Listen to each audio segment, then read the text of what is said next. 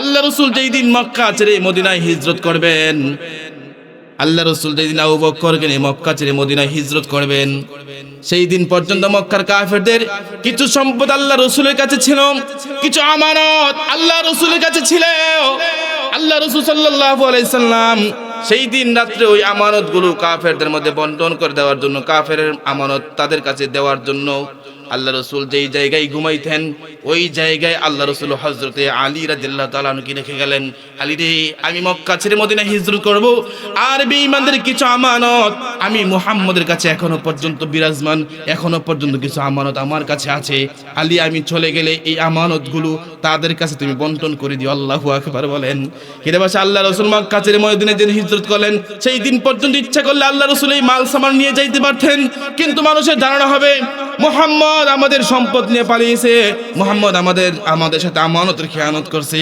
সেই দিন পর্যন্ত আল্লাহ রাসূল আলী রাদিয়াল্লাহু তাআলা কে নিজের কামরায় নিজের জায়গায় রেখে গেছে। আল্লাহু আকবার বলেন। এই জন্য মক্কার বেঈমানরা পর্যন্ত আমার নবীকে আল্লাহ আমিন উপাধি দিয়েছে, আমার নবীকে আমানতদার, আমার নবী সত্যবাদী ছিলেন, আমার নবী বিশ্বস্ত ছিলেন। আল্লাহু আকবার বলেন। এই রাতের নিয়ামত শুধু আল্লাহ তাআলা ঈমানদারদের জন্য রাখে নাই, এই নিয়ামত আম, অর্থাৎ নামাজি বেনামাজি, ঈমানওয়ালা বেঈমানওয়ালা, যারা কাফের ফুজ্জার তাদের জন্য রাত আছে না নাই? দিন আমাদের জন্য আছে, তাদের জন্য আছে, সূর্যের আলো আমাদের জন্য আছে, তাদের জন্য আছে না নাই? এতে বোঝা গেল এই নিয়ামতগুলো আল্লাহ তাআলা এককভাবে মুসলমানকে দেয় নাই, বরং এটা সবার জন্য, ঠিক না বলেন? কিন্তু আল্লাহ পাক রব্বুল আলামিন কিছু কিছু নিয়ামত একমাত্র ঈমানদারের জন্য আল্লাহ খাস করেছেন, বলেন আলহামদুলিল্লাহ। এর মধ্যে সবচেয়ে বড় যে নিয়ামত সেটা হলো ঈমান। সেটা কি বলেন? এখানে আমরা যারা বসে আছি, এখানে কোনো হিন্দু মানুষ নাই, এখানে যারা আছি আমরা একত্ববাদকে বিশ্বাস করি, এক রবকে বিশ্বাস করি, এক রবের নিয়ন্ত্রণে পৃথিবী চলে, এক রবের নিয়ন্ত্রণে সমগ্র পৃথিবী চলে, এক রবের নিয়ন্ত্রণে সূর্য উদয় হয়, সূর্য অস্তমিত যায়, ঠিক না বলেন? এই জন্য ভাইয়েরা আমার, এক রবের দাসত্ব করি, এই রবের সাথে জীবন চলে গেল, আমরা কখনো এই রবের সাথে কাউকে শরীক পর্যন্ত করি না। কারণ আমরা যখন ঈমান এনেছিলাম তখন বলেছিলাম আমানতু বিল্লাহি, ঠিক কিনা বলেন? মালিক রে, তোমার উপর তো ঈমান আনছি একদিনের জন্য নয়, 1 বছর 2 বছরের জন্য নয়, তোমার প্রতি তো ঈমান আল্লাহ মরণ পর্যন্ত, ঠিক কিনা বলেন? এই জন্য সেই মালিকের উপর ঈমান আনছি একদিনের জন্য নয়। এই জন্য তো আল্লাহ আমাদেরকে এত দামি বানাইছেন। এই নিয়ামতটা কোনো বেঈমানকে আল্লাহ দেয় না, একমাত্র ঈমানওয়ালাকে দিয়েছে। আলহামদুলিল্লাহ বলেন। এই জন্য দুনিয়ার জীবনে মুমিন অনেক কষ্ট করবে, দুনিয়ার জমিনে আমরা কষ্ট করব, আর মৃত্যুর পরে আল্লাহ পাক আপনার আমার জন্য এমন নিয়ামত রাখছেন যে নিয়ামত কোনোদিন আমরা কল্পনা করিনি, ঠিক কিনা বলেন? এই জন্য আপনারা ওয়াজ শুনবেন তো ইনশাল্লাহ? আপনারা আমার ভাষা বুঝেন, কথা বুঝেন? যদি আপনারা থাকেন আমাদের খুব খুশি লাগে। আমরা তো দূর থেকে আসছি আপনাদেরকে বোঝাইবার জন্যই। ভাই, মহল্লার ইমাম প্রতি জুমায় শুক্রবারে ওয়াজ করে কি না করে না? মহল্লার ইমাম বোঝায়, তাবলীগের সাথী ভাইরা ইয়া বোঝায়। এ ভাই কেন এরকম করতেছে বলেন? এই জন্য আমরা চাই সবাই বুঝুক, সবাই দিন বুঝুক, ঠিক কিনা বলেন? এর জন্য আপনারা কষ্ট পাইবেন। একটু সময়, অল্প সময়, 2-3 ঘন্টার মজলিস, সর্বোচ্চ 5 ঘন্টার মাদ্রাসা, ঠিক কিনা বলেন? এটা হলো 5 ঘন্টার পরে তো মাহফিল শেষ। এই জন্য এই মাহফিল কারোর জন্য সর্বশেষ হতেও পারে, ঠিক না বলেন? অনেক সুস্থ সবল মানুষ আছে, রাতের খাবার খেয়ে ঘুমায়, সকালে তার জানাজা পড়তে হয়, ঠিক কিনা বলেন? একজন সুস্থ সবল মানুষ বাজারে গিয়েছে, কিছুক্ষণ আগে কথা বললাম, কিছুক্ষণ পরে সংবাদ আসছে অমুকের বাপ তো রোড অ্যাক্সিডেন্টে মারা গেছে, ঠিক কিনা বলেন? এর জন্য আপনার কথা শুনবেন ইনশাআল্লাহ। আমি পবিত্র কোরআনুল কারিমে সূরা আম্বিয়ার একটি আয়াত, রাসূলের অসংখ্য হাদিস থেকে ছোট্ট একটা হাদিস, আমার কথাগুলো বোঝার জন্য আমি কিছু যে আলোচনাগুলো করব ওই আলোচনার ধাপ শুরুতে বলে নেই, বোঝার জন্য। আমাদের নবীকে সবাই চিনেন, জানেন, কিন্তু নবীকে কেউ দেখেন নাই। অনেকে দেখছেন স্বপ্ন যুগে, কারণ সশরীরে তো রাসূলকে দেখা আমাদের সৌভাগ্যে নাই। হ্যাঁ, একটা রাস্তা আছে, সেটা হলো স্বপ্নে, বলেন সুবহানাল্লাহ। কিতাবে আসছে শয়তান সমস্ত মানুষের আকৃতি ধারণ করতে পারে, লা ইয়াতামাসসালু, কিন্তু আপনি আমার নবীর চেহারার আকৃতি ধারণ করতে পারেন না, বলেন না সুবহানাল্লাহ। শয়তান সমস্ত মানুষের চেহারা আকৃতি ধারণ করতে পারে, কিন্তু আপনি আমার রাসূলের চেহারার আকৃতি ধারণ করার ক্ষমতা শয়তানকে আল্লাহ দেয়নি, বলেন সুবহানাল্লাহ। এই জন্য স্বপ্নে যুগে যদি কোনো মানুষ নবীকে দেখে, সেজন্য সত্যিই নবীকে দেখছেন, বলেন সুবহানাল্লাহ। এই জন্য এই নবী সংক্রান্ত কিছু কথা বলবো, শুনবেন তো ইনশাআল্লাহ। পৃথিবীতে আল্লাহ পাক যত নবী রাসূল প্রেরণ করেছেন, যত নবী আসছে, বাবা আদম আলাইহিস সালাম থেকে নিয়ে আখির নবী পর্যন্ত যত নবী আসছে, সমস্ত নবী কুলের সর্দার হলেন আপনি আমার নবী, বলেন না সুবহানাল্লাহ। এই জন্য সেই নবী পাইছেন, আলহামদুলিল্লাহ বলেন। সাইয়্যিদুল কাউনাইন, আল্লাহ রাসূল তো শুধু এই দুনিয়ার নেতা না, তিনি হলেন উভয় জগতের নেতা, আল্লাহু আকবার বলেন। এই জন্য ইমামুল মুরসালিন বলতে আমাদের নবীকেই বোঝায়, শফিউল মুজনিমিন বলতে আমাদের নবীকেই বোঝানো হয়। আমাদের নবীর সুপারিশকে আল্লাহ পাক হাশরে মাহশরে কিয়ামতের দিন আপনি আমার রাসূলের সুপারিশকে আল্লাহ গ্রহণ করবেন, বলেন সুবহানাল্লাহ। এই জন্য সেই নবীকে ভালোবাসলে লাভ কি? কিতাবে আসছে কেউ যদি নবীকে ভালোবাসে জান্নাতে নবীর সাথে থাকবে, বলেন সুবহানাল্লাহ। কেউ যদি নবীর একটা সুন্নাহকে মুহাব্বত করে, একটা সুন্নতকে মুহাব্বত করে, জান্নাতে রাসূলের সাথে থাকবে, বলেন সুবহানাল্লাহ। আর কেউ যদি রাসূলকে মুহাব্বত করে, সেজন্য হাকিকাতান আল্লাহকেই মুহাব্বত করল। এজন্য শুনবেন ইনশাআল্লাহ। কিতাবে আসছে আল্লাহ রাসূল আমাদের মতনই একজন মানুষ ছিলেন, কিন্তু মানুষে মানুষে ব্যবধান আছে না নাই? মুহাম্মাদুন বাশারুন লাইসা কাল বাশার, আল ইয়াকুতু হাজারুন লাইসা কাল হাজার। মুহাম্মদ মানুষ, সাধারণ মানুষ নয়, তিনি ছিলেন মহামানুষ, বলেন সুবহানাল্লাহ। এজন্য আল্লাহ রাসূল আমাদের মতন বাজারঘাট করতেন। আমাদের রাসূলের সংসার জীবন আছে, রাসূলের বংশ আছে, রাসূলের বংশ আছে, আল্লাহু আকবার বলেন।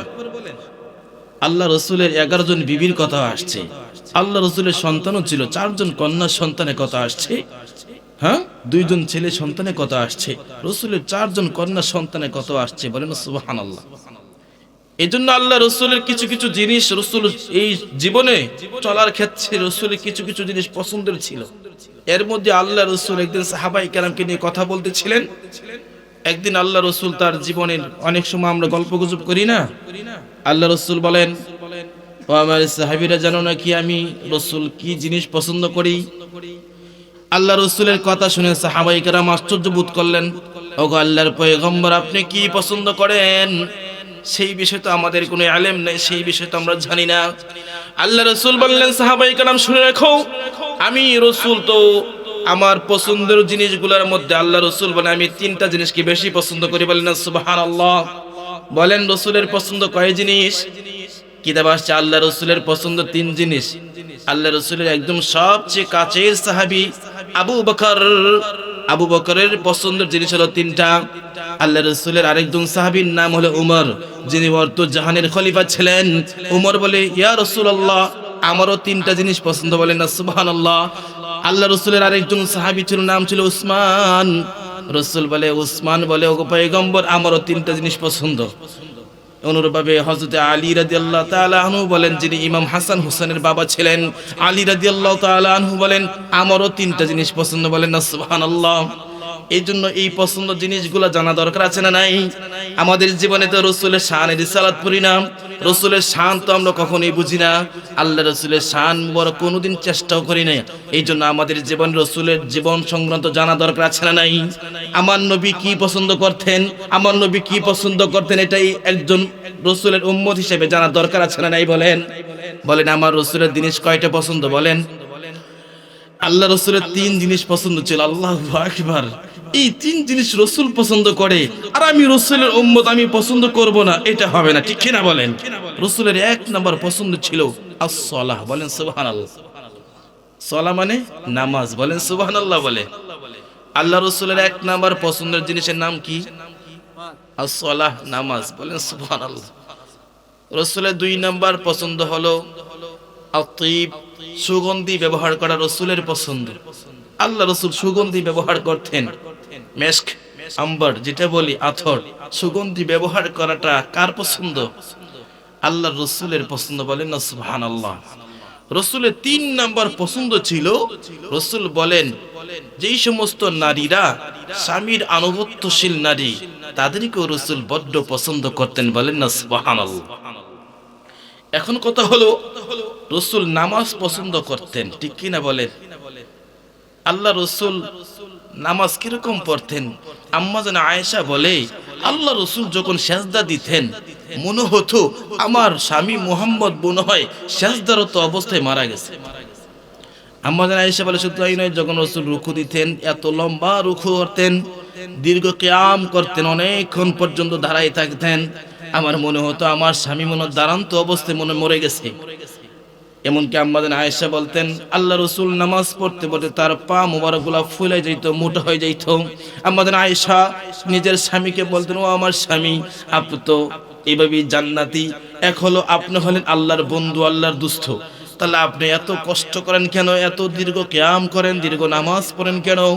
আম্মা জান আয়েশাকে রাসূল বলেন, আয়েশা রে, যে আল্লাহ আমাকে এত সম্মানিত করেছেন, যে আল্লাহ আমার মাকাম এত উপরে তুলেছেন, আমি কি শুকরগুজার বান্দা হব না? আল্লাহু আকবার বলেন। এই জন্য রসুলকে মুহাব্বত করবো না, কাকে মুহাব্বত করবো? আরে রসুলের নামাজ আর আপনি আমার নামাজ, রসুলের পুরা জীবনী পড়ে দেখবেন আল্লাহ রসুলের আদর্শ যার ভিতরে যত বেশি থাকবে সে তত বেশি দামি হবে। আল্লাহু আকবার বলেন। এই জন্য রসুলের পছন্দ, নামাজ পড়বেন তো ইনশাআল্লাহ।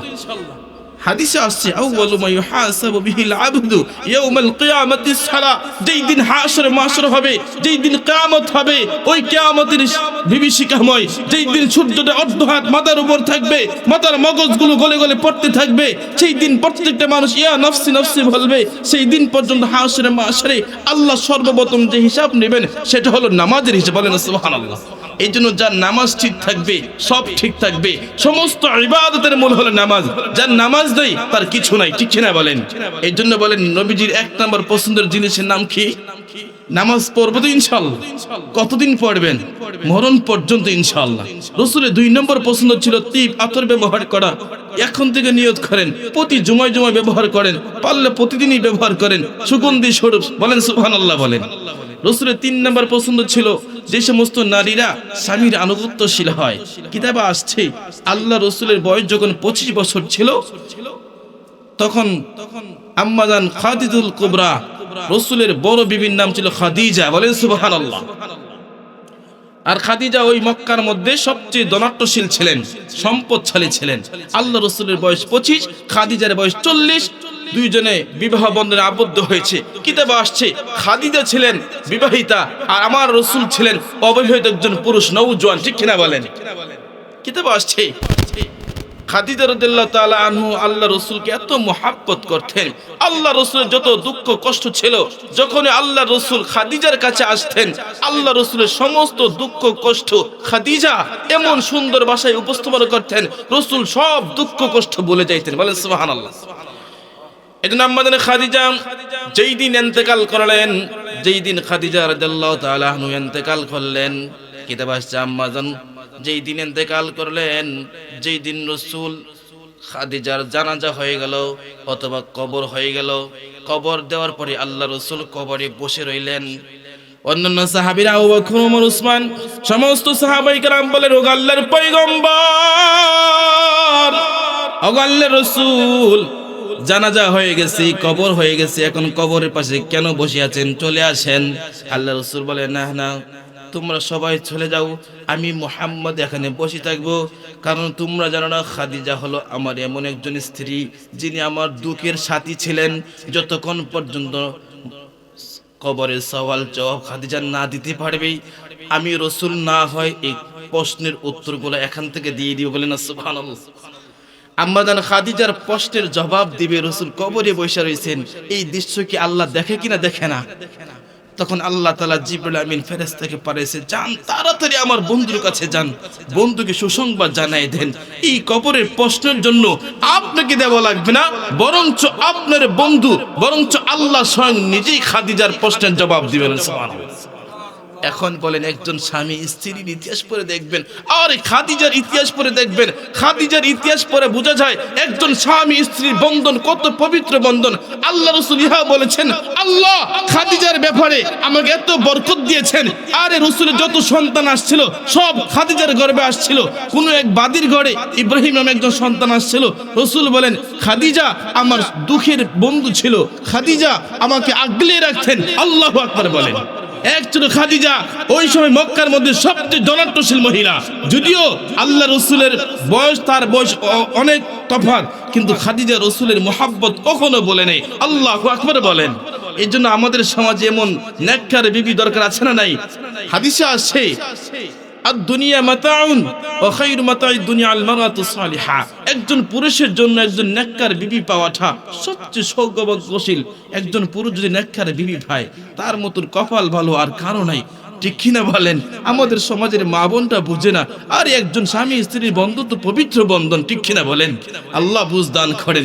এই জন্য যিনি ভালো মেয়ে পাইছেন, ভালো বউ পাইছেন, আলহামদুলিল্লাহ বলেন যে আমার বিবি নেককার, আমার বিবি তো আমলওয়ালা। আল্লাহু আকবার বলেন। এই জন্য মা বন্ধুদের উচিত হলো, কেউ যদি নিজের জীবনকে সংশোধন করতে চায়, সেই জন্য খাদিজার জীবনী পড়ে, তখনই সে বুঝে আসবে যে স্বামী স্ত্রী মোহাব্বত কতটুকু হয়।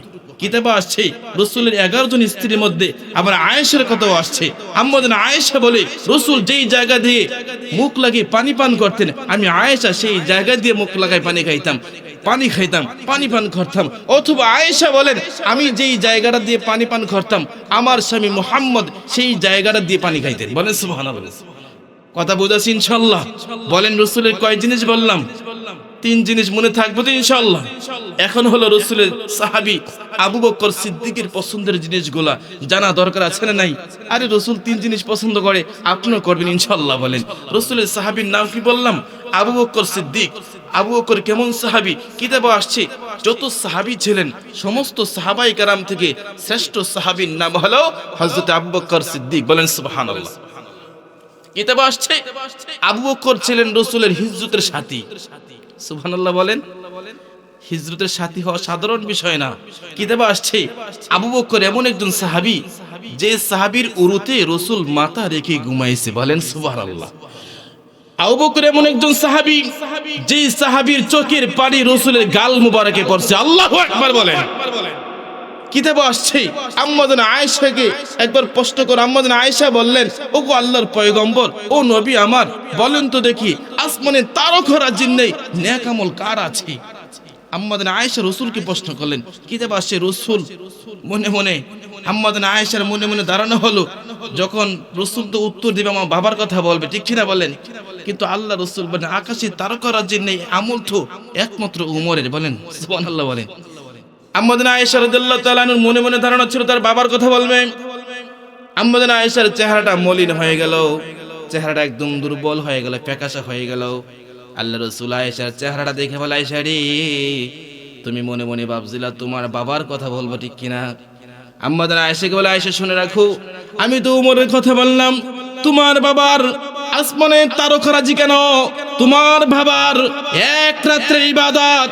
আবু বকর বলেন, আল্লাহ রাসূল বলেন, শুনে রাখো, তোমার বাবার এক রাত্রের ইবাদতের পাওয়ার এত বেশি উমরের গোটা জীবনের আমল এবং কি অন্যান্য সাহাবায়ে কেরামের গোটা জীবনের আমল যদি এক পাল্লায় রাখা হয়, তারপর তোমার বাবার এক রাত্রের আমলের সমান হবে না। আল্লাহু আকবার বলেন। এই জন্য আম্মাজান আয়েশা খুশি হয়ে গেলেন। এই জন্য আল্লাহ রাসূলের সাহাবীর মধ্যে আবু বকর ছিলেন ইসলামের প্রথম খলিফা। আবু বকর এমন একজন খলিফা ছিলেন যিনি রাসূলকে সব সময় ফলো করতেন। কিতাবে আসছে আল্লাহ রাসূল যেভাবে হাঁটতেন আবু বকর সেভাবে হাঁটতেন। আবু বকর আল্লাহ রাসূল যেভাবে জামা পরতেন আবু বকর সেভাবে জামা পরতেন। আল্লাহু আকবার বলেন। সাহাবায়ে কেরাম বলে, মাঝে মধ্যে আবু বকর এবং আল্লাহ রাসূলের মধ্যে তফাৎ করতে পারতাম না, পার্থক্য করতে পারতাম না। মাঝে মধ্যে রাসূল আর আবু বকরের মধ্যে পার্থক্য করা যায় না, একই রকম ডিজাইন, একই রকম পোশাক হতো। এই জন্য মাঝে মধ্যে কিতাবে আসে মাঝে মধ্যে আবু বকরের মাথার মধ্যে একটা রুমাল দিয়ে হতো, যাতে পার্থক্য বোঝার জন্য। বলেন সুবহানাল্লাহ। এখন বলেন একজন মানুষ কতটুকু ফলো করলে চশমাটা ফলো করছেন, জামা ফলো করছেন, হাঁটার স্টাইল পরিবর্তন করছেন, অর্থাৎ সবকিছু বচন ভঙ্গি হাঁটা কথা বলা সবগুলো রাসূলের মতো করতেন। আল্লাহু আকবার বলেন। এই জন্য আবু বকরের পছন্দ কি? কিতাব আসছে আবু বকরের 3 জিনিস পছন্দ ছিল, এর মধ্যে 1 নাম্বার হলো আবু বকর বলে আমার 1 নাম্বার পছন্দ হলো আল্লাহর রাসূলের নামে, কার নামে? আল্লাহর রাসূলের নামে দান করা আবু বকরের পছন্দ ছিল। বলেন সুবহানাল্লাহ, সুবহানাল্লাহ, জোরে বলেন। আবু বকর বলে ওগো রাসূল, আপনার নামে দান করাটা আমার বড্ড পছন্দ। কিতাবে আসছে আবু বকর এমন একজন সাহাবী ছিলেন, আর যিনি তার অর্থ সম্পদ সবকিছু আল্লাহর জন্য বিসর্জন দিয়ে দিয়েছেন। এমনকি শেষ মুহূর্তে মনে হয়েছে তার ঘরে একটা সুই রাখার মতন কোনো কিছু ছিল না। বলেন সুবহানাল্লাহ। বলেন আবু বকর বলে ওগো আল্লাহর রাসূল, আপনার নামে দান করাটা আমি আবু বকরের পছন্দ। কেন হাদিস আছে আস-সাখিয়্যু করিবুম মিনাল্লাহ, যিনি দানশীল হয় সে আল্লাহর নিকটবর্তী চলে যায়। বলেন না সুবহানাল্লাহ। আস-সাখিয়্যু করিবুম মিনাল্লাহ করিবুম মিনান নাস করিবুম মিনাল জান্নাহ বাঈদুম মিনান নার, যিনি দানশীল হয় সে তো আল্লাহর কাছাকাছি চলে যায়। যিনি দানবীর হয় তাকে সবাই ভালোবাসতে শুরু করে, যিনি দানশীল হয় সে তো একদম জান্নাতের কাছাকাছি চলে যায়। আল্লাহু আকবার বলেন। যিনি দানবীর হবে, যিনি দানশীল হবে, তার থেকে জাহান্নাম দূরে থাকবে। এই জন্য আবু বকরের 1 নাম্বার পছন্দ হলো আল্লাহ রাসূলের নামে দান করাটা আবু বকরের পছন্দ। আবু বকর বলে ওগো আল্লাহর পয়গম্বর, আমার 1 নাম্বার পছন্দ হলো আপনার নামে দান খরচ করা। আবু বকরের 2 নাম্বার পছন্দ হলো আল্লাহ রাসূলের চেহারা মুবারক দেখা। বলেন সুবহানাল্লাহ। আবু বকর বলে আল্লাহ রাসূল, আপনার চেহারা মুবারকটা আমি দেখার জন্য আমি সবসময় অপেক্ষা করতাম। আমি সারাদিন পরিশ্রম করলেও যখন আমি আপনার চেহারাটা দেখি রাসূল, সাথে সাথে আমার দুঃখ কষ্ট সব দূরে চলে যায়। আবু বকর বলে রাসূল, আপনার চেহারাটা দেখা মাত্রই আমার যত ক্লান্তি ছিল, আমার যত কষ্ট ছিল সবগুলো মুহূর্তের মধ্যে ভুলে যায়। বলেন সুবহানাল্লাহ। এই জন্য আবু বকরের 2 নম্বর পছন্দ ছিল রাসূলের চেহারা দেখা। বলেন না সুবহানাল্লাহ। 3 নম্বর কথা আসছে আবু বকর আরেকটা পছন্দ ছিল নিজের মেয়ে আয়েশাকে রাসূলের কাছে বিবাহ দেওয়া। বলেন সুবহানাল্লাহ। বলেন এটাও আল্লাহ কবুল করেছেন। মাত্র 6 বছর বয়সে আম্মাজান আয়েশাকে রাসূল বিবাহ করেছেন। আলহামদুলিল্লাহ। বলেন আমার কথা বুঝাচ্ছি ইনশাআল্লাহ ভাই। এই জন্য আবু বকরের মতন গুণ দরকার আছে না নাই? মাঝে মধ্যে রাসূলের নামে দান করা, আল্লাহ কবুল করেন, আমিন। এখন কথা হলো 2 নম্বর সাহাবীর নাম হলো হযরতে উমর। শুনেছেন তো ইনশাআল্লাহ? উমর কে ছিলেন? কিতাবে আসছে উমর ছিলেন অর্ধ জাহানের খলিফা। উমর ছিলেন এমন একজন শাসক যিনি মদিনার অলি গলিতে রাতের গভীরে অন্ধকারে হাঁটতেন ঘুরতেন। তিনি ছিলেন শাসক, রাতের অন্ধকারে মদিনার অলি গলিতে হাঁটতেন। কে খেয়ে আছে কে না খেয়ে আছে খোঁজ খবর নেওয়ার জন্য। আল্লাহু আকবার বলেন। আমাদের সমাজে এমন চেয়ারম্যান মেম্বার পাইবেন যে প্রতিবেশী কে খাইছে কে না খাইছে দেখি, অথচ উমর ছিলেন অর্ধ জাহানের খলিফা। সাধারণ মানুষের বেশে পোশাক পরিয়ে তিনি মদিনার অলি গলিতে ঘুরতেন মানুষের খোঁজ খবর নেওয়ার জন্য। আল্লাহু আকবার বলেন। কিতাবে আসছে উমর এমন একজন সাহাবী তিনি যেই রাস্তা দিয়ে হাঁটছে ওই রাস্তা দিয়ে শয়তান পর্যন্ত ভয় পায়। বলেন সুবহানাল্লাহ। কিতাবে আসছে উমর এমন একজন সাহাবী ছিলেন, রাসূল বলেন যদি আমার পরে কেউ নবী হতো সে হতো উমর। বলেন সুবহানাল্লাহ। উমর এমন একজন সাহাবী যার ব্যাপারে, যার কথার উপরে আল্লাহ অসংখ্য আয়াত, তার যার সিদ্ধান্তের উপরে আল্লাহ অসংখ্য আয়াত নাযিল করেছে। বলেন সুবহানাল্লাহ। এই জন্য উমরের কি পছন্দ জানেন? উমরের 1 নম্বর পছন্দ হলো সৎ কাজের আদেশ করা। বলেন সুবহানাল্লাহ। সৎ কাজের আদেশ মানে নামাজ পড়ো না, নামাজ পড়ো। আল্লাহু আকবার বলেন। অর্থাৎ সৎ কাজ বলতে যত কাজ বোঝায় এই সৎ কাজের আদেশ করাটা উমরের গুণ, আর অসৎ কাজে বাধা দেওয়াটা উমরের গুণ। বলেন সুবহানাল্লাহ। আমাদের সমাজে অশ্লীল গান বাজনা হয় কিনা হয় না? আমাদের সমাজে যাত্রাপালা হয়, আমাদের সমাজে বিভিন্ন ধরনের যে বিষয়গুলো কোরআন সুন্নাহ সাপোর্ট করে না, এই সমস্ত খারাপি ছয়লা আছে না নাই? এই বিষয়ে আপনি আমার উচিত হলো প্রতিবাদ করা। উমরের 2 নম্বর পছন্দ ছিল যত খারাপ কাজ আছে অর্থাৎ অসৎ কাজে উমর সব সময় বাধা দিতেন। সুবহানাল্লাহ বলে। আর উমরের 3 নম্বর পছন্দ ছিল কিতাবে আছে চিরা জামা পরাটা, তালিযুক্ত জামা পরাটা, এটাও উমরের পছন্দ। একজন খলিফা অর্ধ জাহানের বাদশা তিনি যদি তালিযুক্ত জামা পরেন কি মনে করেন? চিরা জামা পরেন কি মনে করেন? একজন শাসক, একজন অর্ধ জাহানের বাদশা যদি চিরা জামা পরাটা পছন্দ করে, এটা ছিল উমরের গুণ। আল্লাহু আকবার বলেন। এই জন্য উমরের গুণ তো আমাদের থাকা দরকার। কি বলেন ইনশাআল্লাহ ভাই? আল্লাহ বুঝ দান করে। সবাই বলেন আমিন। কিতাব আসছে হযরত উসমান গনির কি কি পছন্দ ছিল? কিতাব আছে উসমান গনি যিনি আল্লাহ রাসূলের জামাতও ছিলেন। রাসূল বলেন উসমান এমন একজন সাহাবী যার কাছে রাসূল 2 জন মেয়ে বিবাহ দিয়েছে। বলেন সুবহানাল্লাহ। বলেন কয়জন মেয়ে? জিন নুরাইনও বলা হয়েছে যদি রাসূল বলেন যদি আমার আরো কোনো মেয়ে থাকতো তাহলে উসমানের কাছে বিবাহ দিতাম। আল্লাহু আকবার বলেন। এজন্য উসমান গনির গুণ শুনবেন না? আল্লাহ আপনি আমাকে বুঝ দান করেন। ওসমান গনির গুণ কি ছিল জানেন? ওসমান গনির 1 নম্বর গুণ ছিল যারা ক্ষুধার্ত, কি যারা ক্ষুধার্ত, যারা খাবার পাচ্ছে না, খাবার পায় না, ক্ষুধার্ত মানুষকে খাবার খাওয়ানো, এটা উসমানের গুণ। বলেন না আল্লাহু আকবার বলেন। যাদের বস্ত্র নাই, যাদের কাপড় নাই, বস্ত্রহীন ব্যক্তিকে কাপড় দেওয়া, বস্ত্র দেওয়া, এটা ছিল উসমানের 2 নম্বর গুণ। বলেন না সুবহানাল্লাহ। আল্লাহ বুঝ দান করেন। আমাদের সমাজে কত মানুষ আছে, আমাদের প্রতিবেশী আছে, না খেয়ে কষ্ট করতেছে। এই যে শীতের মৌসুমে, কথার কথা বলতেছি, এই শীতের মৌসুমে যারা শিক্ষিত আছেন, যারা 5 ভাইয়ের মধ্যে যারা শিক্ষিত, ভালো চাকরি করে, বড় ভাই তো শিক্ষিত হতে পারে নাই, বড় ভাই আপনার জীবনকে সাজানোর জন্য, আপনার এই সোনালী ভবিষ্যৎকে সুন্দর করার জন্য বড় ভাইয়ের অনেক অবদান থাকে, বাবার অনেক অবদান থাকে, মার অনেক অবদান থাকে, থাকে কিনা থাকে না? আজকে নিজে শিক্ষিত হয়েছি, ভালো চাকরি করি, ভালো টাকা কামাই, কিন্তু আমার ভাই কষ্ট করতেছে, আমার বোন কষ্ট করতেছে, এই দিকে আমরা খেয়ালও করি না। কিতে বসছে হকুল যার, প্রতিবেশীর কিছু হক আছে না নাই?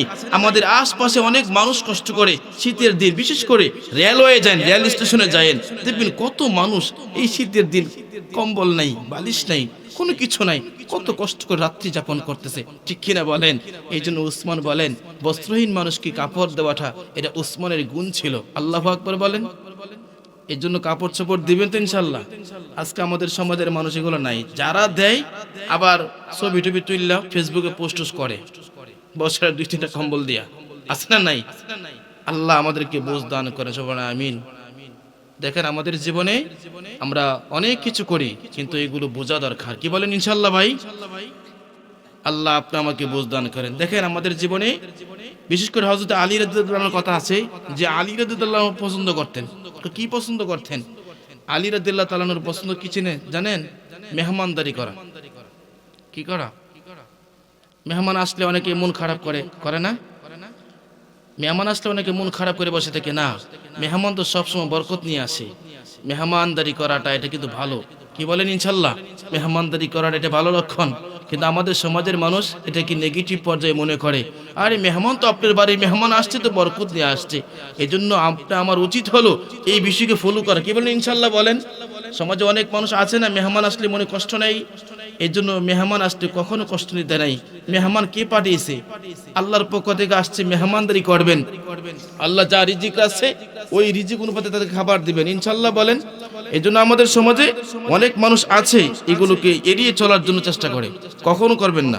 মেহমান আপনার জন্য দোয়া করবে, এই জন্য মেহমানের জন্য সব সময় দোয়া করবেন তো ইনশাল্লাহ। আল্লাহ তাআলা আপনি আমাকে বুঝ দান করেন, আমিন। এই জন্য মেহমানদারি করবো ইনশাল্লাহ। আল্লাহ তাআলা আপনি আমাকে বুঝ দান করেন। কিতাব আসছে গরমের মৌসুমে হযরত আলী রাদিয়াল্লাহু তাআলা আনহু গরমের মৌসুমে তিনি রোজা রাখতেন। কি রাখতেন? গরমের মৌসুমে আলী রোজা রাখতেন, এটাও তার একটা গুণ ছিল। কিতাব আসছে আলীর আরেকটা গুণ ছিল, আরেকটা গুণ হলো শত্রুকে তরবারির আঘাতে কচু কাটা করা, এটাও আলীর একটা গুণ। বলেন সুবহানাল্লাহ। এই জন্য উসমানের আরেকটা গুণ ছিল, উসমান রাদিয়াল্লাহু তাআলার আরেকটা গুণ হলো কোরআন তেলাওয়াত করা। বলেন সুবহানাল্লাহ। এই জন্য অনেকগুলো গুণের কথা বললাম ভাই, আমাদের সমাজে কিন্তু আমরা এগুলো বুঝি না। এই জন্য সাহাবাই কেরামের আদর্শকে লালন করার ভিতরে, নিজের কলবের ভিতরে লালন করা। আপনাদেরকে একটা ওয়াকিয়া শোনাই, ভালো লাগবে। মক্কার 2 জন যুবক, কয়জন? পাহাড়ের চৌড়ায় বসে বসে তারা গল্প করতেছে, মক্কার 2 জন যুবক। আর এই রাস্তা দিয়ে একজন সুন্দরী মহিলা সফর করতেছে, অর্থাৎ একজন মহিলা এই রাস্তা দিয়ে হাঁটতেছেন। মক্কার 2 জন যুবককে দেখে মহিলা ভয় পেয়ে গেছে, কারণ মহিলার একটা সন্দেহ ছিল মক্কার যুবকরা ভালো না, মক্কার যুবকরা নারীদের ইজ্জতকে লুণ্ঠন করে, নারীদের সতীত্ব নষ্ট করে। এই জন্য মহিলাটা ভয়ে থরথর করে কাঁপতেছে। আর দুইজন যুবককে দেখে দৌড়তে শুরু করলেন। মক্কার দুইজন যুবক আশ্চর্য বোধ করলেন, মহিলা আমাদেরকে দেখে দৌড়ে কেন, আমাদেরকে দেখে ভয়ে পালাই কেন? এই জন্য দুইজন যুবক ও মহিলার পিছু নিয়েছে। যত পিছু নেয় মহিলা তত দৌড়ে। এক পর্যায়ে দৌড়তে দৌড়তে যুবক দুইজন বললে, ও বোন, কেন দৌড়াও? কিসের জন্য দৌড়াও? আমাদের কাছে বলো। কয়, না না না, মক্কার যুবকরা ভালো না। মক্কার যুবকরা নারীদের ইজ্জতকে নষ্ট করে ফেলে, মক্কার যুবকরা নারীদের ইজ্জতকে হানি করে। এই জন্য তোমরা ভালো না, তোমাদের ভয়ে আমি দৌড়চ্ছি। কিতাবে আসছে, মক্কার দুইজন যুবক পিছন থেকে বলে, বোন, ভয় পাইও না, ভয় পাইও না। আগে আমাদের ভিতরে এমন গুণ ছিল, আগে আমরা খারাপ ছিলাম, বড্ড খারাপ ছিলাম। যেই দিন থেকেই আল্লাহর রাসূলের আদর্শ গ্রহণ করেছি, যেই দিন রাসূলের হাতে হাত থেকে বায়াত গ্রহণ করেছি, সেই দিন পর থেকে কোনো নারীর ইজ্জত লুণ্ঠন করা দূরের কথা, নারীদের সম্মানের রক্ষক হয়ে গেছে। আলহামদুলিল্লাহ বলেন। এই জন্য ভয় পাওয়ার কোনো কারণ নেই। আমরা হলাম তোমার ইজ্জতের রক্ষক, আমরা তোমার ইজ্জতকে নিরাপত্তা দিব। আজকের পর থেকে তোমার কোনো ভয় নেই। আমরা রাসূলুল্লাহর হাতে হাত রেখে শপথ করেছি, কোনোদিন কোনো নারীর ইজ্জতকে নষ্ট করব। আল্লাহু আকবার বলেন। এই জন্য বলা হয়, রাসূলের আদর্শ যার ভিতরে যত বেশি থাকবে সে তত বেশি দামি হবে। আল্লাহু আকবার বলেন। এই জন্য বলা হয়েছে, রাসূলের আদর্শ আবু বকর গ্রহণ করার কারণে আবু বকরের সম্মান আকাশচুম্বী হয়েছে। রাসূলের আদর্শ উমর গ্রহণ করার কারণে উমরের সম্মান আকাশচুম্বী হয়েছে। রাসূলের আদর্শ উসমান গ্রহণ করেছে, রাসূলের আদর্শ আলী গ্রহণ করেছে। ঠিক কি না বলেন? এই জন্য ভাইরা আমাদের উচিত হলো আল্লাহ রাসূলের আদর্শ গ্রহণ করা। ইনশাআল্লাহ বলেন। আল্লাহ রাসূল আদর্শ গ্রহণ করবেন না? কিতাবে আসছে জানেন, আল্লাহ রাসূলকে যখন তায়েফবাসীরা রাসূলকে মারতেছিলেন, তায়েফের ছেলেরা রাসূলকে যখন পাথর ছুঁড়ে মারতেছিলেন, আল্লাহ রাসূলের কাছে ফেরেশতারা আয়েশা বললেন, ওগো আল্লাহর পয়গম্বর, যদি আপনি বলেন তাহলে তাদেরকে আমরা শেষ করে দেই। রাসূল বলে, না না, আমি তো হলাম রাহমাতুল লিল আলামিন নবী। আল্লাহ তো আমাকে জগৎবাসীর জন্য রহমত স্বরূপ করে পাঠিয়েছেন। ঠিক কিনা বলেন? আল্লাহ রাসূল হলেন প্রত্যেকটা শিশু কিশোরের জন্য রহমত। আল্লাহ রাসূল হলেন প্রত্যেক নারী পুরুষের জন্য রহমত। আল্লাহ রাসূল প্রত্যেক ধনী গরিবের জন্য রহমত। আল্লাহ রাসূল প্রত্যেক বেঈমান কাফিরের জন্য রহমত। এই জন্য রাসূল বলে, না না, যদিও তায়েফবাসী বুঝে না, যদিও তারা বুঝে না, কিন্তু ভবিষ্যতে তাদের এই ওরস থেকে এমন সন্তান আসবে যারা দ্বীনকে গ্রহণ করবে। আল্লাহু আকবার বলেন। এই জন্য তায়েফ এখন বর্তমানে মুসলমানের দেশ। ঠিক কিনা বলেন? এখন বর্তমানে হাজিরা যারা হজকে যায় তারাও তায়েফ সফর করে। আল্লাহু আকবার বলেন। আল্লাহ রাসূল ওই সময় বদ্ধ করেন নাই। এই জন্য রাসূলকে মহব্বত করব, কাকে মহব্বত করব? কিতাবে আসছে, যেই দিন হাসরের মাঠ কায়েম হবে সেই দিন সমস্ত নবী পর্যন্ত তার উম্মতকে বলে যাবে। সমস্ত নবী নিজের চিন্তা করবে, আদম নবী নিজের চিন্তা করবে, ইব্রাহিম নবী নিজের চিন্তা করবে, মুসা নবী নিজের চিন্তা করবে, ঈসা নবী নিজের চিন্তা করবে। একমাত্র আপনি আমার নবী সেই দিন পর্যন্ত উম্মতকে বলবে না, সমস্ত নবী বলবে ইয়া নাফসি। একমাত্র আপনি আমার নবী বলবে ইয়া উম্মতি। আল্লাহু আকবার বলেন। এই জন্য নবীকে মুহাব্বত করবেন তো ইনশাআল্লাহ। কতদিনের জন্য মুহাব্বত করব? মরণ পর্যন্ত ইনশাআল্লাহ। আর এই মুহাব্বত যদি নবীর প্রতি থাকে তাহলে হাশরে মাহশরে রাসূলের সাথে দিদার হবে। হাশরে মাহশরে হাউজে কাউসারের পানি স্বয়ং নিজে হাতে রাসূল পান করাবে। আল্লাহু আকবার বলেন। এই জন্য আমাদের জীবনে আমরা অনেক কিছু করেছি, কিন্তু এখনো পর্যন্ত রাসূলের আদর্শ রঙিন হতে পারি নাই। এখনো পর্যন্ত আমার মাথায় টুপি ওঠে নাই, এখনো পর্যন্ত আমার গায়ে জামা আসে নাই, এখনো পর্যন্ত আমি গুনাহ ছাড়তে পারি নাই। আরে ভাই, রাসূলের আদর্শ কি বলবো? আমার নবীর গোটা জীবনী পড়ে দেখবেন, আমার নবী তো কোনোদিন একটা মিথ্যা কথা বলে নাই, আমার নবী তো কোনোদিন কাউকে ধোঁকাও দেয় নাই। আমার নবীর চরিত্র নিয়ে কথা বললে কিতাবে আসছে, আমাদের আয়েশাকে যখন প্রশ্ন করতে হলো আমার নবীর চরিত্র কেমন, আল্লাহ রাসূলের স্ত্রী বলতেন খুলুকুল কোরআন। আল্লাহু আকবার বলেন। আরে রাসূলের চরিত্র তো কোরআন, কোরআন যেমন পুত পবিত্র, রাসূলের চরিত্র ছিল পুত পবিত্র। আল্লাহু আকবার। এই জন্য রাসূলের কি বলবো, কিতাবে আসছে আল্লাহ রাসূল ছিলেন চরিত্রের দিক দিয়ে এক নাম্বার, আল্লাহ রাসূল ছিলেন আমানতের দিক দিয়ে এক নাম্বার। আল্লাহু আকবার বলেন।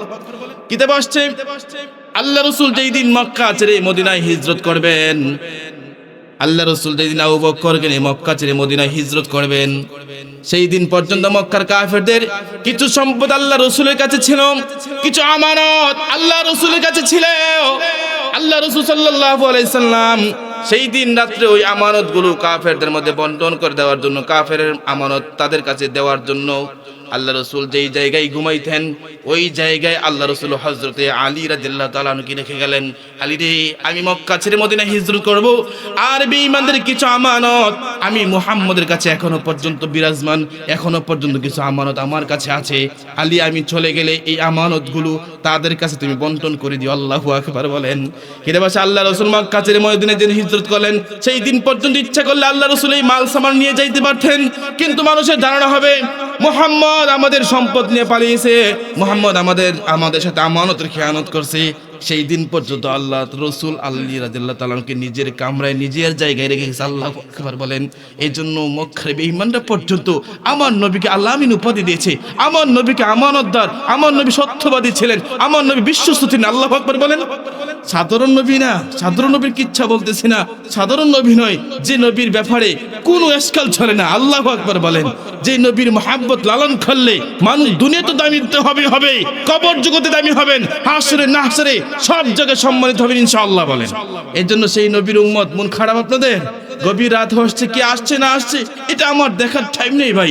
আমি তো আজকে প্রোগ্রামে আসছি, হয়তো পারে মাহফিল আমার জীবন সর্বশেষ মাহফিল হতে পারে, ঠিক কিনা বলেন? এর জন্য আমরা রসুলকে মহব্বত করবো তো ইনশাআল্লাহ বলেন। রসুলকে মহব্বত করা দরকার আছে। আল্লাহ রসুলের কিছু কিছু সাহাবী আছে, কিতাবে আসছে আল্লাহ রসুল এমন কিছু সাহাবী আছে যারা রসুলকে নিজের জীবনের চাইতে বেশি মহব্বত করতেন। জানেন, আল্লাহ রসুলের চরিত্র নিয়ে কথা বললাম, আল্লাহ রসুলের চেহারা মুবারক নিয়ে কথা আছে, বলেন সুবহানাল্লাহ। কিতাবে আসছে ওয়াজহু কাল বাদরি আও শামসিদ দুহা সাদরুহু মিশকাতু আনওয়ারির রাসূল। ওয়াজহু কাল বাদরি আও শামসিদ দুহা সাদরুহু মিশকাতু আনওয়ারির রাসূল। আল্লাহ রসুলের চেহারা মুবারক তো চাঁদের সূর্যের চাইতে শ্রেষ্ঠ, বলেন না সুবহানাল্লাহ। এই জন্য আল্লাহ রসুল এক নাম্বার চরিত্রের দিকে এক নাম্বার, এবং আল্লাহ রসুল সাল্লাল্লাহু আলাইহি ওয়াসাল্লাম আমানতের দিক দিয়ে এক নাম্বার। দুই নাম্বার কথা হলো আল্লাহ রসুল চেহারার দিক দিয়ে সকলের চাইতে শ্রেষ্ঠ, বলেন না সুবহানাল্লাহ। এই জন্য ভাইয়েরা আমার, রসুলকে মহব্বত করব, কতদিনের জন্য মহব্বত করব? বলেন মরণ পর্যন্ত রসুলকে মহব্বত করব ইনশাআল্লাহ বলেন। এই জন্য আমাদের জীবনে আমরা যা কিছু করেছি সব কিছু বাদ দিয়ে আশিকে রসুল হতে চাই, ঠিক কিনা বলেন? আশিকে রসুলের বর্তমান জমানায় আশিকে রসুলের খুবই অভাব। এই জন্য আশিকে রসুল হওয়া দরকার আছে না নাই বলেন? এই জন্য আমরা সবাই আশিকে রসুল বলেন আমরা সবাই বলেন, আমার সাথে বলেন, আমরা সবাই আশিকে রসুল হতে চাই বলেন। আমরা সবাই আশিকে রসুল হতে চাই, রসুলকে পঙ্কর অনুসরণ করতে চাই। আশিকে রসুলের বড় অভাব আজকে আমাদের সমাজে, আশিকে রসুল নেই, রসুলের পদাঙ্ক অনুসরণ করার লোক খুবই কম। এই জন্য ভাই আশিকে রসুল হন। আর আশিকে রসুল হওয়ার জন্য আপনাকে কি করতে হবে, আপনি কোথায় আশিকে রসুল হওয়া যায় এই বিষয়ে কিছু বোঝা দরকার, ঠিক কিনা বলেন? আজকে এই মাদ্রাসার প্রোগ্রাম, এই মাদ্রাসার মাহফিল, বলেন তো এই মাদ্রাসায় কি শিক্ষা দেওয়া হয়? আমার সাথে বলেন, এই মাদ্রাসায় কি শিক্ষা দেওয়া হয়? এই মাদ্রাসায় আছে কুরআনুল কারীম। এই যে কুরআনুল কারীমকে আল্লাহ পাক আমাদের নবীর উপর নাজিল করেছেন, এই কুরআন তো এই বাচ্চাদেরকে শিক্ষা দেওয়া হয়। রসুল বলেছেন সমাজের মধ্যে সবচেয়ে শ্রেষ্ঠ মানুষ তারাই যারা কোরআন শিখবে এবং এই কোরআন যাদের অন্যকে শিক্ষা দেবে, ঠিক কিনা বলেন? এই জন্য ভাইরা আমার দিকে তাকিয়ে কথা বলেন। এই জন্য বলে এই মাদ্রাসায় কি শিক্ষা দেওয়া হয়? কোরআনুল কারীম, বলেন আল্লাহু আকবার। যে কোরআন আল্লাহ রসুলের আল্লাহ নাজিল করেছেন, ক্রমে 23 বছরে এই কোরআনুল কারীমকে নাজিল করেছেন আপনি আমার নবীর উপর। আল্লাহু আকবার বলেন। কিতাবে আসছে ফেরেশতা কুলের মধ্যে 4 জন ফেরেশতা শ্রেষ্ঠ। কয়জন? ফেরেশতাগণের মধ্যে 4 জন ফেরেশতা কি শ্রেষ্ঠ? এর মধ্যে হলেন জিবরিল আমিন ফেরেশতা, বলেন সুবহানাল্লাহ, যাকে রূহুল আমিন বলা হয়। কি বলা হয়? কিতাবে আসছে জিবরিল আমিনের দায়িত্ব হলো নবীদের কাছে ওহী নিয়ে আসা। কি নিয়ে আসা বলেন? ওহী নিয়ে আসা। কিতাবে আসছে আপনি আমার নবীর কাছে জিবরিল আমিন ফেরেশতা ওহী নিয়ে আসছেন। কোন নবীর কাছে 300 বার, কোন নবীর কাছে 100 বার, কোন নবী 40 বার। কিতাবে আসছে আপনি আমার নবীর উপর একবার আর দুইবার নয়, 100 আর 200 নয়, 1000 আর 2000 নয়, 24,000 বার ওহী নিয়ে আসছে, বলেন সুবহানাল্লাহ। কিতাবে আসছে এই কোরআনুল কারীম নাযালা বিহি রূহুল আমিন, রূহুল আমিন ফেরেশতার মাধ্যমে কোরআনকে নাজিল করেছেন। নুজিলা আলা মুহাম্মদ, আপনি আমার নবীর উপর আল্লাহ এই কোরআন নাজিল করেছেন হুদাল লিন্নাস, মানুষের হেদায়েতের জন্য, মানুষের পথ প্রদর্শনের জন্য। এই কোরআন মানুষকে অন্ধকার থেকে আলোর দিকে নিয়ে আসে, বলেন সুবহানাল্লাহ। কিতাবে আসছে আল্লাহ রাসূল যখন কোরআন কারীম তেলাওয়াত করতেন, মক্কার বড় বড় কাফেররা, বড় বড় বেঈমানরা আল্লাহ রাসূল যখন তেলাওয়াত করতেন, তখন কাফেররা দেওয়ালে কান পাইতে পাইতে শুনতেন মুহাম্মদুর রাসূলুল্লাহর কণ্ঠ। আর আমার মতো কণ্ঠ নয়, আমার মতো ভাঙ্গা গলা ছড়া কণ্ঠ নয়, রাসূলের কণ্ঠের তেলাওয়াত। আল্লাহু আকবার বলেন। এই জন্য যদিও ঈমান আনতো না, কিন্তু রাসূলের তেলাওয়াত শুনতেন। বলেন সুবহানাল্লাহ। এই জন্য আল্লাহ রাসূল এই কোরআন নাজিল করেছেন। এই কোরআন তো মানুষকে অন্ধকার থেকে আলোর দিকে নিয়ে আসে। আর এই কোরআনেই আজকে আপনাদের এই মাদ্রাসা শিক্ষা দেওয়া হচ্ছে, আজকে বাচ্চাদেরকে পড়ানো হচ্ছে। যে কোরআন পড়লে কি দেবা আসছে, কোরআনের এক একটা হরফ যদি কেউ পড়ে 10টা করে নাকি। বলেন সুবহানাল্লাহ। রাসূল বলে মান করা হারফা মিন কিতাবিল্লাহি তাআলা ফালাহু হাসানা। কোরআনের একটা অক্ষর পড়বে তার আমল নামে কয় নাকি ভাই? কয় নাকি বলেন? 10টা নাকি হয়। কি দেবা আসছে তাজনা ইয়াউমুল কিয়ামা। কেউ যদি কোরআন শিখে, কোরআনে হাফেজে, কোরআনের বাবাকে আল্লাহ তাআলা নূরের মুকুট পর্যন্ত পরাইবেন। বলেন সুবহানাল্লাহ। এই জন্য কোরআন পড়নেওয়ালার দাম আছে না নাই? কি দেবা আসছে যারা কোরআন শিখে, ইলমে দ্বীন শিখে, ইলমে দ্বীন শিখনেওয়ালা ছাত্রকে সমুদ্রের মাছ পর্যন্ত দোয়া করে, গর্তের পিপিলিকা পর্যন্ত দোয়া করে, আর এই ফেরেশতারা পর্যন্ত দোয়া করে। আল্লাহু আকবার বলেন। এই জন্য মাদ্রাসা যেখানে আছে সেখানে সকিনা নাজিল হয়, আল্লাহর রহমত নাজিল হয়, বরকত নাজিল হয়। একটা শিশু বাচ্চা, 7 বছর একটি বাচ্চা, 8 বছর একটি বাচ্চা ফজরের নামাজ পড়ে, জুহর পড়ে, আসর পড়ে, মাগরিব পড়ে, এশা পড়ে, আবার ঘুমিয়ে যায়, আবার রাত্রে ওইটা তাহাজ্জুদ পড়ে। ঠিক কিনা বলেন? অথচ এই বাচ্চাগুলো বাড়িতে থাকলে এত পড়তো না, কিন্তু মাদ্রাসায় আসার কারণে উস্তাদ শিক্ষা দিচ্ছে, উস্তাদ তরবিয়ত শিক্ষা দিচ্ছে। ফজরের নামাজ পড়তে হবে, আসর পড়তে হবে, জোহর পড়তে হবে। ঠিক কিনা বলেন? এরকম ভাবে নামাজের তালিম দেওয়া হয়। হাদিসে আসছে যখন একটা সন্তানের বয়স 7 বছর হয়, কত বছর ভাই? একটা বাচ্চার বয়স যখন 7 বছর হয়, মুরু আওলাদাকুম সাবঈ সিনিন। কি দেবা আসছে একটা বাচ্চার বয়স 7 বছর হয়, রাসূল বলেন তাকে নামাজের তাগিদ দাও। আল্লাহু আকবার বলেন।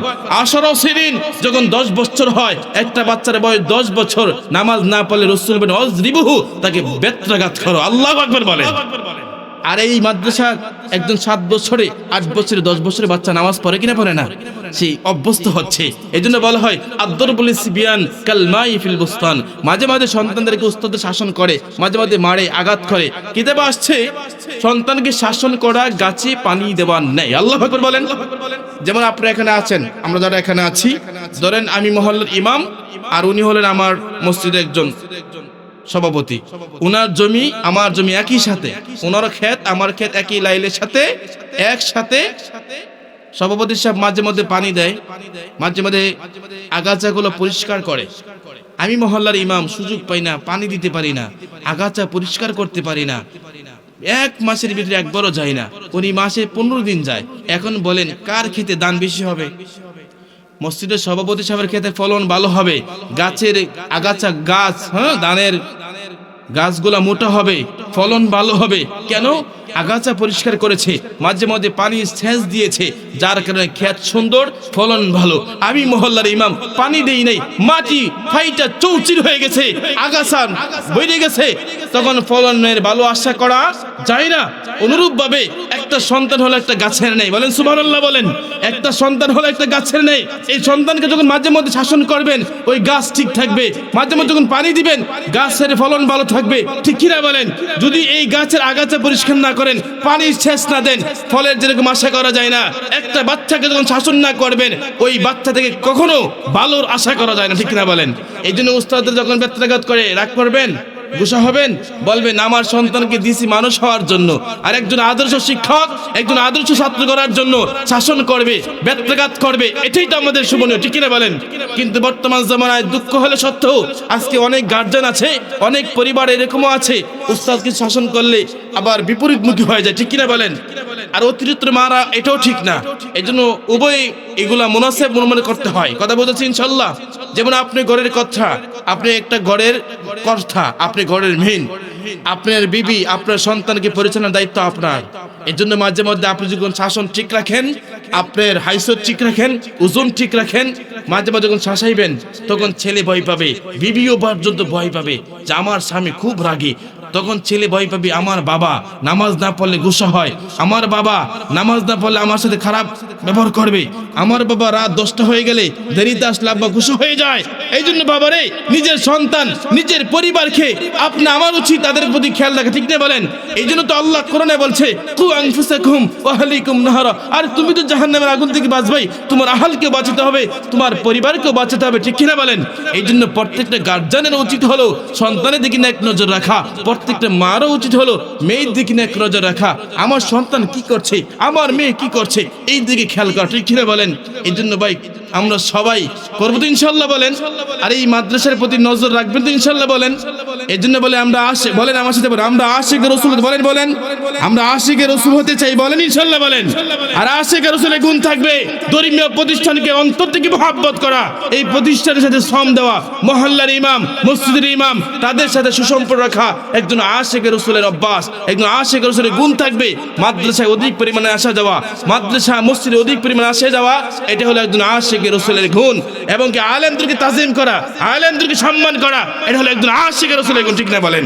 এই জন্য আজকের পর থেকে আশিকে রসুল হতে চাই, রসুলের পদাঙ্ক অনুসরণ করবো, সাহাবায়ে কেরামের পদাঙ্ক অনুসরণ করবো তো ইনশাআল্লাহ। যতটুকু বললাম আল্লাহ আমল করার তৌফিক দান করুন। আসসালামু আলাইকুম।